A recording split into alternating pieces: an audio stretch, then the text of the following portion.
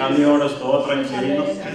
ആദ്യമായിട്ട് ഞാൻ രോഗാവസ്ഥയിലായിരുന്നപ്പോൾ എനിക്ക് വേണ്ടി പ്രാർത്ഥിച്ച എല്ലാവർക്കും ദൈവനാമത്തിൽ നന്ദി അറിയിക്കുന്നു. ഹോസ്പിറ്റലിൽ വരികയും ഭവനത്തിൽ വരികയും വിളിച്ച വിവരങ്ങളൊക്കെ അറിയുകയും ആലോചന ചെയ്ത എല്ലാവർക്കും ദൈവനാമത്തിൽ എൻ്റെ നന്ദിയെ അറിയിക്കുന്നു. ഹല്ലേലൂയ, സ്തോത്രം. ദൈവമക്കളുടെ പ്രാർത്ഥന അതിൻ്റെ പുറകിൽ ഉണ്ടായിരുന്നു. ഹല്ലേലൂയ, എൻ്റെ മുറിവുകൾക്ക് വേഗത്തിൽ പൊറുതി വരുമെന്ന് വചനത്തിൽ വായിക്കുന്നു. ഒരു കോംപ്ലിക്കേഷൻ ഒന്നുമില്ലാതെ, ഹല്ലേലൂയ, ഒരു പ്രശ്നങ്ങളില്ലാതെ, ഹല്ലേലൂയ, അതിന് പെട്ടെന്ന് മുറിവുകൾക്ക് പൊറുതി വരുവാൻ അതിൻ്റെ പുറകിൽ ദൈവമക്കളുടെ പ്രാർത്ഥന വളരെ ഉണ്ടായിരുന്നു. ഹല്ലേലൂയ, പ്രയർ ലൈനിൽ അനേകർ പ്രാർത്ഥിച്ചു, വീട്ടിലിരുന്ന് പ്രാർത്ഥിച്ചു.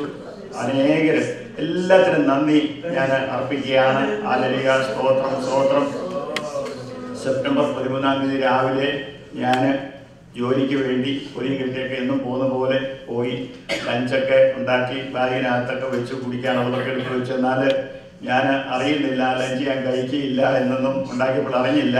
എനിവേ, ലഞ്ചെന്ന് പറയുന്നത് ചെറിയ സാൻഡ്വിച്ചാണ്. എന്നാലും അത് കഴിച്ചില്ല. അത് പരുവമല്ല പറയുന്നത്. എന്നാൽ അത് കെട്ടി പ്ലാൻ ചെയ്യുന്നത്, നമ്മൾ പ്ലാൻ ചെയ്യുന്നതിലൊന്നും നടക്കുന്നില്ല. ചെറിയൊരു കാര്യം ആണ് ഞാൻ പറയുന്നത്. നമ്മൾ ഒത്തിരി കാര്യങ്ങൾ പ്ലാൻ ചെയ്യും, എന്നാൽ അതുപോലെ ഒന്നും നടക്കുകയില്ല. ഹല്ലേലൂയ, വീട്ടിൽ ഇറങ്ങി കുറച്ച് കഴിഞ്ഞാൽ അപ്പനാപ്പ സാറിൻ്റെ ആ ഭാഗത്ത് വന്നപ്പോൾ ചെറിയൊരു പെയിൻ തുടങ്ങി. I know something is wrong with me. So വീട്ടിലോട്ട് പോകണോ ഓർ കണ്ടിന്യൂ ചെയ്യണോ? എനിവേ, മുന്നോട്ട് പോയി all the signals were green. Finally end up in my office.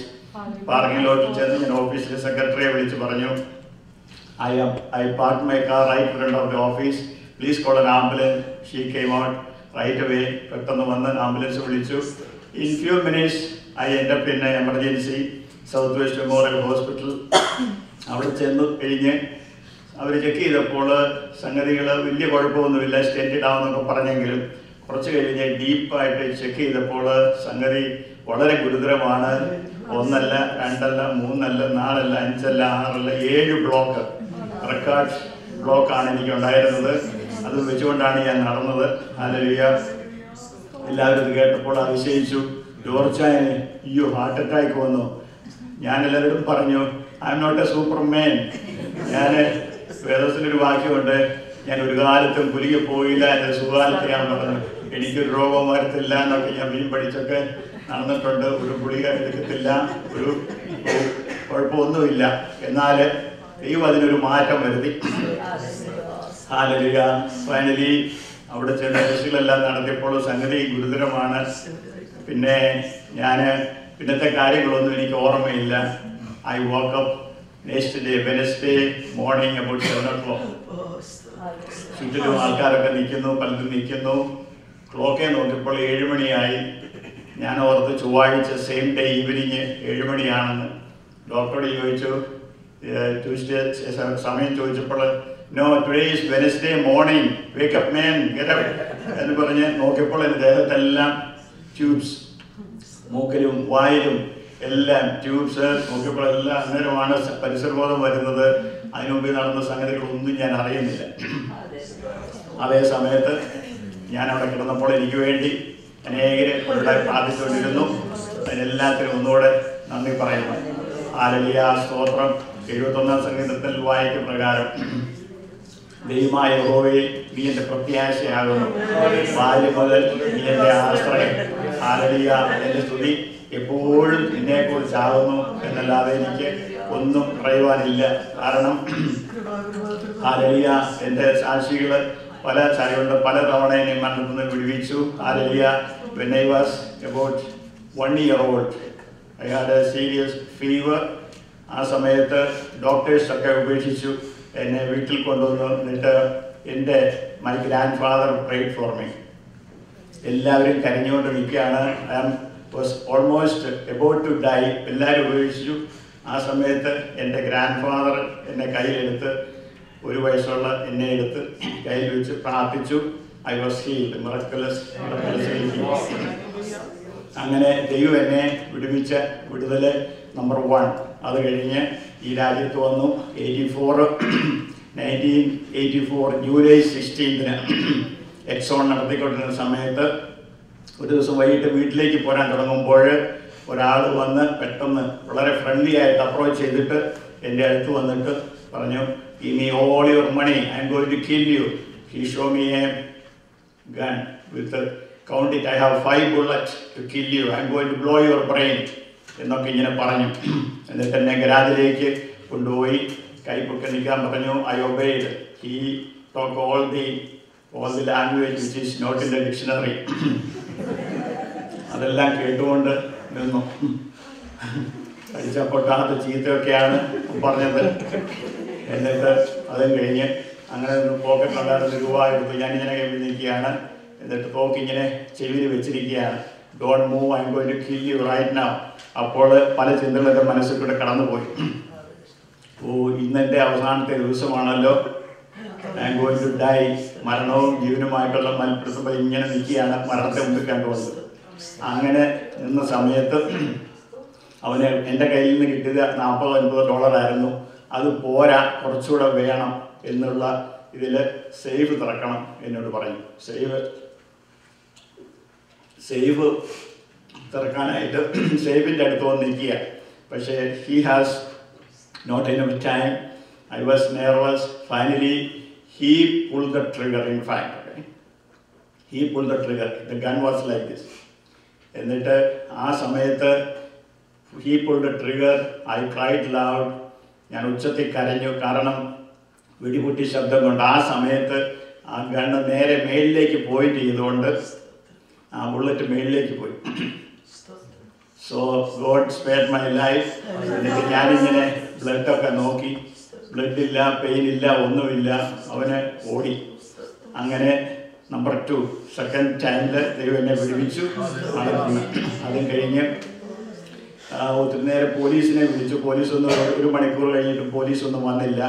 വേറെ തല പോയ കേസൊക്കെ കിടക്കുന്ന സമയത്താണ് ഈ വെടിവെച്ച ചെറിയ കേസ്. അവർ വന്നില്ല. ഞാൻ പിന്നെ വീട്ടിൽ വന്ന് പറഞ്ഞപ്പോൾ മേരിക്കുട്ടി ഒത്തിരി കരഞ്ഞു. നമുക്ക് ബിസിനസ് വേണ്ട, എക്സോണൊക്കെ നിർത്തി വേറെ വല്ല പണി നോക്കാൻ, ഇങ്ങനെ മരണത്തെ പിടിച്ച് എങ്ങനെ ജീവിക്കും.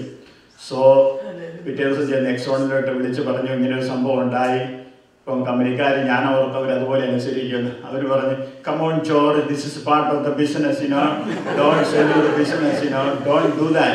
Don't do that stupid thing." എന്നിട്ട് അങ്ങനെ അവർ പറഞ്ഞ് അവനോട് ഞാനിങ്ങനെ business it was in good shape. നല്ല $1 million അവാർഡൊക്കെ മേടിച്ച് നിൽക്കുന്ന സമയമാണ്. അങ്ങനെ പല അവാർഡുകളൊക്കെ കിട്ടിയ സമയമാണ്. എന്നാൽ അങ്ങനെ പിന്നെയും ഞാൻ അത് കണ്ടിന്യൂ ചെയ്ത് 84 ജൂലൈ 16 ഇത് സംഭവിക്കുന്നത്. എഗെയിൻ 86 മാർച്ച് 13 അനന്തരങ്കായി ഒരുത്തം വന്നിട്ട് എന്നെ പുറത്ത് കൊണ്ടുവന്ന് തോക്ക് വെച്ചു. "Don't move, I am going to kill you." അപ്പം ഞാൻ വിചാരിച്ചു നേരത്തെ ഇവിടുന്ന് വിടേണ്ടതായിരുന്നു. എനിവേ പിന്നെ അവന് വെടിയൊന്നും വെച്ചില്ല. അതിലുണ്ടായിരുന്ന കുറച്ച് പൈസ ഇതുകൊണ്ട് ഓടി. അങ്ങനെ നമ്പർ 3 മൂന്നാമത്തെ പ്രാവശ്യം ദൈവം എന്നെ നടത്തുന്ന വിടുവിച്ചു. ഹല്ലേലൂയ, സ്തോത്രം. യഹോവ നമുക്ക് വേണ്ടി ചെയ്ത അത്ഭുതപ്രവൃത്തികൾ എത്ര വലുതാകുന്നു. പ്രകാരം ദൈവമേ, നീ ചെയ്ത അത്ഭുത പ്രവൃത്തികളും നമുക്ക് വേണ്ടിയുള്ള വിചാരങ്ങളും വളരെ ആകുന്നത് പോലെ പ്രകാരം ഒത്തിരി കാര്യങ്ങൾ ചെയ്തു. ഈ ഹാർട്ട് അറ്റാക്ക് വന്ന സമയത്ത് ഞാൻ പലരും ഒരു ദേവദാസൻ എൻ്റെ അടുത്ത് ഒരു 10 വർഷം മുമ്പ് സാംസൺ ജോർജ് പാസ്റ്റർ ഉണ്ടായിരുന്ന സമയത്ത് കുഞ്ഞുമ്പേറിൻ്റെ വീട്ടിലെല്ലാം ആ വാടക വീട്ടിൽ പാസ്റ്റർ താമസിക്കുന്ന സമയത്ത് അവിടെ വെച്ച് ഒരു ആലോചന ദിവ്യാസ് എന്നോട് പറഞ്ഞു, ഡോക്ടർമാർ വരെ അതിശയിക്കുന്ന ഒരു സർജറി കൂടി നീ കടന്നു പോകും, ദൈവം നിന്നെ വിടുവിക്കും, പലർക്കും ഒരു അത്ഭുതം ആയിട്ട് തോന്നും. ഞാൻ അതുകൊണ്ട് ആ വാക്യം എന്നോട് പറഞ്ഞു. അത് നടന്നത് എന്നോട് പറഞ്ഞത് 2001 സെപ്റ്റംബർ മാസം 17-ാം തീയതി വൈകിട്ടത്തെ പ്രാർത്ഥനയിലാണ് പറഞ്ഞ്. ഞാൻ ബൈബിളിനകത്ത് കുറിച്ച് വെച്ചിട്ടുണ്ട്, എൻ്റെ ടേപ്പ് ഇരിപ്പുണ്ട്. അങ്ങനെ അതുപോലെ ഈ പല പ്രവചനങ്ങളൊക്കെ കേട്ടിട്ടുണ്ടെങ്കിലും ഇത് കേൾക്കുന്നല്ലാതെ ഒന്നും നടക്കുന്നില്ലല്ലോ എന്നൊക്കെ ഇതൊക്കെ തഴഞ്ഞു വിട്ടിരിക്കുകയായിരുന്നു. എന്നാൽ അതൊക്കെ പതുക്കെ പറഞ്ഞതൊക്കെ നടന്നുകൊണ്ടിരിക്കുകയാണ്. അങ്ങനെ ഞാൻ പലർക്കും ഒരു അത്ഭുതം ആയി. ഹല്ലേലൂയ, സ്തോത്രം എന്നുള്ള വചനപ്രകാരം ഒരു ദൈവം വിടുവിച്ച വിടുതൽ വളരെയാണ്.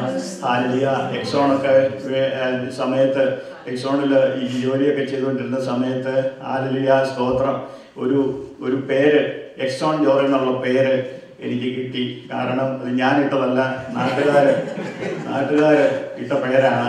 ഹല്ലേലൂയ, സ്തോത്രം.